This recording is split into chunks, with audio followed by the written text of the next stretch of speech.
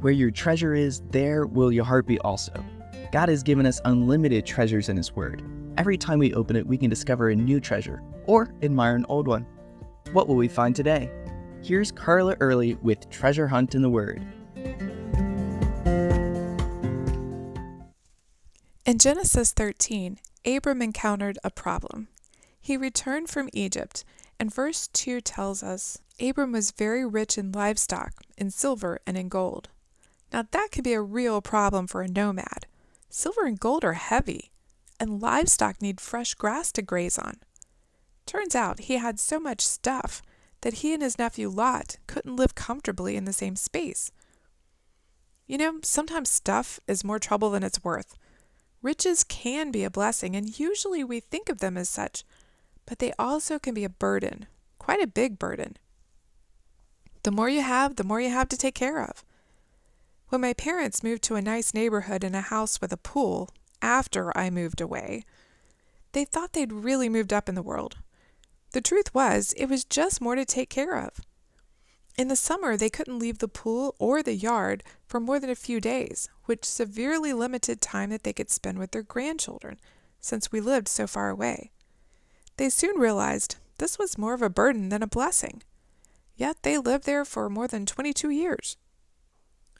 Some people have trouble with clutter because they love to shop, but they don't want to get rid of things that they don't need. For some people, it's a cluttered schedule. They don't have time for church or quiet time, and they need to pare down their running about. Whatever it is, simplifying our lives will help us prioritize what's really important, what's really necessary. In Abram's case, he recognized one area of his life that God was leading him to do something about, and it was the strife between his servants and Lot's. Abram didn't want this strife caused by their abundance of riches to affect his relationship with his nephew. Maybe God was using this to sever another of Abram's family ties once again. We know God had a plan for Lot's family, which would include them coming back into the family in the line of the Messiah as Ruth married Boaz centuries later. But for now, they needed to separate. God wanted Abram alone, without an heir, so he could trust the Lord alone. Being the head of the family, Abram could have sent Lot packing, but he loved his nephew and probably felt responsible for him. So Abram graciously and selflessly gave Lot the first choice of the land. He deferred to him. In Genesis 13, 8 and 9, Abram said to Lot, "Please, let there be no strife between you and me, between my herdsmen and your herdsmen, for we are brethren. Is not the whole land before you? Please separate from me. If you take the left, then I'll go to the right, or if you go to the right, I'll go to the left."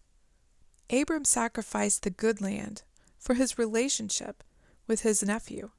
He pursued peace no matter what the personal cost to him, just like Psalm 34:14 says, "Seek peace and pursue it." In the New Testament, Paul says, "We pursue the things which make for peace, the building up of one another." In your life, are you having an Abram and Lot moment? Maybe it's not you, but two friends or family members who need peace in a relationship. How could God use you as a peacemaker? Is God calling you to take the first step toward peace even if you feel another person is at fault? How can you facilitate reconciliation with integrity, like Abram did with Lot? You can contact us at treasurehuntintheword@gmail.com.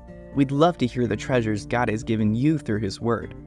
You can listen to other episodes on our website, which you can find in the description below. Thank you for listening, and remember, where your treasure is, there will your heart be also.